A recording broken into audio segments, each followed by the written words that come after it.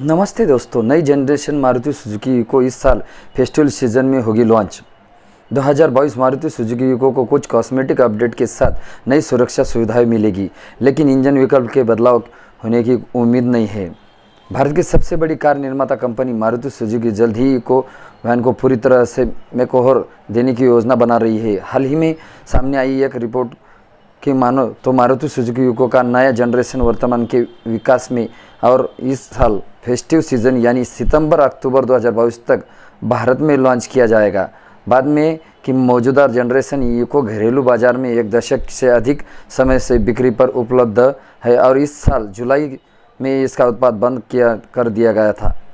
यह वैन भारत में सबसे अधिक बिकने वाली यात्री कारों में से एक रही है और कंपनी ने वित्त 2021-22 में इसकी 1.8 लाख अधिक यूनिट की बिक्री की गई है।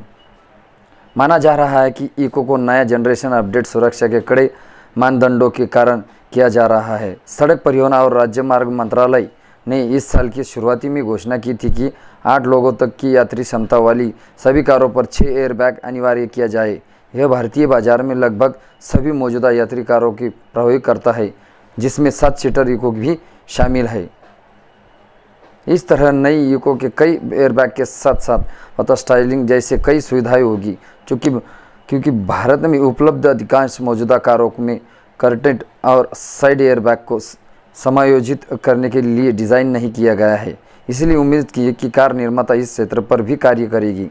इसके अलावा कंपनी के से कुछ एंट्री लेवल मॉडल को बंद कर सकती है, क्योंकि अतिरिक्त सुरक्षा सुविधाएं कारों को महंगा बना देती है। हालांकि मारुति सुजुकी इको के इंजन के कोई बदलाव होने की उम्मीद नहीं है और वर्तमान में यह 1.2 litre naturally accelerated petrol engine द्वारा संचालित है, जिसके साथ 5 स्पीड मैनुअल गियरबॉक्स दिया गया है। यह इंजन सीएनजी किट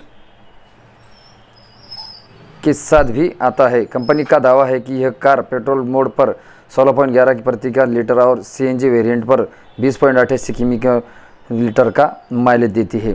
बता दें कि मारुति सुजुकी को पहली बार भारतीय बाजार में 2010 में पेश किया गया था और इसकी केवल 2 वर्षों के भीतर 1 लाख यूनिट की बिक्री का आंकड़ा पार कर दिया था। 2018 में वैन की कुल बिक्री का आंकड़ा 5 लाख यूनिट पे पार हो गया था।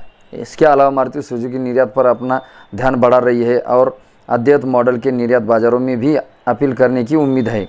मारुति सुजुकी इस साल भारत में 2 नई यूएसवी की लॉन्च करेगी, जिसमें पहला मॉडल विटारा ब्रेजा का नया जनरेशन होगा, जिसके अगले महीने लॉन्च होने की उम्मीद है। नए मॉडल को केवल ब्रेजा के नाम से पेश किया जाएगा। वही दूसरा एक पूरी तरह से नया मॉडल है जो मिड साइड यूएसवी होगी और इस मॉडल देश में दिवाली के आसपास लॉन्च किया जा सकता है।